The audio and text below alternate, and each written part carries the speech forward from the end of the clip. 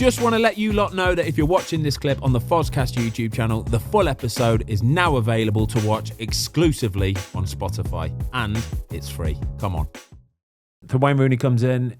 Is he a completely different manager to John Eustace? Is he trying to play a different style of football? How does it all work? Yeah, very different, completely different. And I think, again, what John had done over that year and a bit was built a squad who he knew would be competitive physically and be able to get around the pitch. And also, you know, we weren't an expansive football team, but I don't think we could have been. You know, we went to Peterborough in pre-season and tried to play football, and we were 3-0 down in 20 minutes against a very good Peterborough team. But, you know, I think John quickly realised that, you know, we need a solid foundation to build off, as I think most football clubs do. You know, if you've got the basis of a good defence, and you're going, right, well, we're gonna make sure we don't concede too many goals, and then we've got pace and we've got quality going forward, and that's what we had. We had a good balance. Wayne came in and sort of wanted to try, and I think the club put out this no fear brand of football, which I've got no idea what that means, and I still don't. And Wayne came in and tried to implement a style of play which was more possession based, more building from the back, with the same players. And in fairness, I said it after the second game. We played Hull at home in the midweek and we lost 2-0, and I said in the change room afterwards, we're not where you need us to be at this moment. You know, I don't think we're good enough at this moment in time to play your style of football. If we work on it, and if you're coaching it and we're doing the work every day, I've got no doubt we will be. But it was going to take a lot of work and a lot of nailing down specific information and roles for every individual. And, you know, I don't think we've done enough of it, personally. Wow, John, you speak incredibly well, by the way. I'm just absolutely. I'm lost listening to it. What was he like as a manager then? Was he on the training ground? Was he trying to show you what to do? Yeah, he was always on the pitch, and he was more of an overseer. Yeah.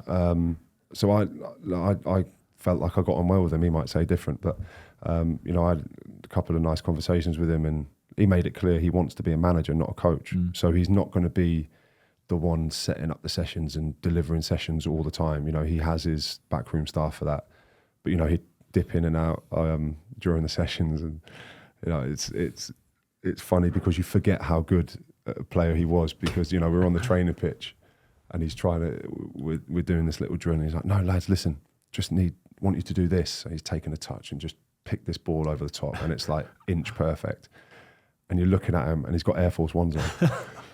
And you're going, yeah, that's the level you're used to. We're not quite there. The lads are struggling to do that in boots, like, you know. But were they clean white Air Force Ones? I think they were black ones. But, of course they were. Proper roadman ones. Just reeled out a new pair afterwards, I think. But that's the level. Like his footballing brain is so advanced because of how he was as a player.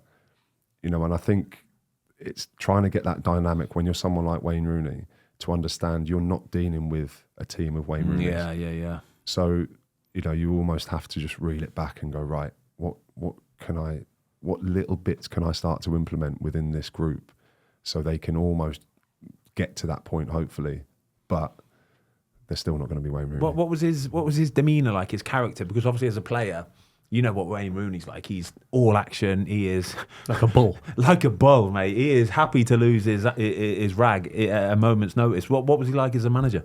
That's the biggest thing that surprised me. He was the complete opposite. Oh, really? Yeah. And to be fair, he alluded to it in a couple of meetings where, you know, he realised he was probably too hot-headed a lot of times as a player. And when he stepped into management, you know, he made sure he was more conscious and more concise with the way he spoke to people, the way he delivered information. And, you know, I think there was a couple of times where he probably could have or should have lost his head. Yeah. But he tried to remain calm and be true to his demeanour that he wants to perceive as a manager. So, you know, that was, like I said, that was the biggest thing that surprised me, of how calm he was. There's a time and place for it, I think, especially in football, isn't there? For your manager to give you a real dressing down, to like give you a telling off. Basically, it is. It's like getting told off by your dad sometimes, isn't it? Yeah. You need it sometimes. Yeah. It keeps you in line. And I think, especially as I alluded to earlier, when you haven't got those massive characters and leaders within that dressing room, you know, you had a couple of people like myself who would come in and you know, I would lose my head every now and then, as you say, at the right times. I'd hope people agree it was at the right times. You'd have to ask them. But if you've got probably 3 or 4 or 5 of those, that's no problem, because you know they can do your dirty work for you. Yeah. But if you haven't got that many characters and that one voice, so myself, for example, me coming in and moaning all the time or every few games, it's going to fall on deaf ears eventually. So then you need a different voice. Then you need somebody else reiterating the messages that I'm trying to put across in the terms of it's not good enough, it needs to be better.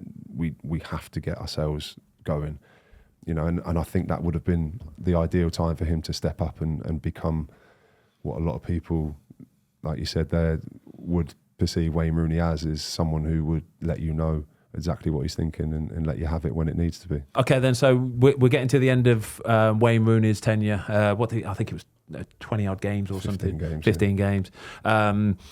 Did you know the writing was on the wall for Wayne? No, not at all. It was actually probably more of a surprise than when John left, to be honest, because you know, the owners had made such a decision with John where you thought, well, they're going to have to back themselves. Yeah, they're going to have to see this through, because they've obviously got a long-term plan in place as well, and Wayne fits into that. You know, I think we played Leeds away New Year's Day, and then he was gone the next day, and that was the biggest surprise for me, because I thought they would have given him January to bring a couple of players in to try and implement his style. You know, I've got no doubt about it. I think he would have tried to bring a goalkeeper in to try and play his style a bit better, you know, because with all, I'm not. Was he asking you to play a lot more sort of like, you know, like the modern day goalkeeper, passing out from the back, little passes, little 1-2s here and there? Yeah, but not anything overly complicated. It was just, you know, you've got your passes to your centre half. Have you got your bounce into midfield? You know, have you got your clip to your fullback? And I believe I've got them in my armoury. Like I said, I just don't think we've done enough in terms of, like, I can only do so much. It doesn't matter how good you are at football as a goalkeeper, you're still the worst footballer on the pitch. Yeah. That's why you're a goalkeeper. Let's get that out. I've never heard that.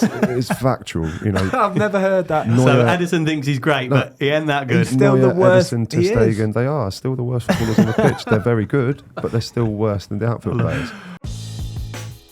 Thanks everybody for watching. We hope you enjoyed this clip of the Fozcast. If you would like to watch the full episode, it is now available exclusively on Spotify for free.